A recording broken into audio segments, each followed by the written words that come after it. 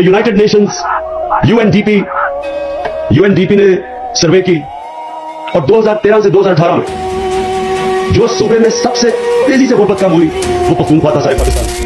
Health card पहली दफा पख्तूनख्वा में हमने क्या है, हमने जो भी कदम उठाए स्कूलों के हालात बेहतर किए, हमने पख्तूनख्वा में टूरिज्म को बढ़ाया, तो उससे लोगों की जब जिंदगी बेहतर हुई, गवर्नेंस सिस्टम बेहतर हुआ, तो लोग ऐसे नहीं वोट देते कि पहले कोलिशन गवर्नमेंट और फिर 2 तारीख से तो वो प्रोजेक्ट्स बनाए जो हमारी आने वाली नस्लों के लिए बेहतर थे। जिस तरह 50 साल के बाद बड़ी डैम्स बन रही है, 3 बड़ी डैम्स बन रही है 50 साल के बाद, और अगले 10 सालों में, अब से लेकर 10 सालों में हम इसको डेकेड ऑफ डैम्स कहते हैं।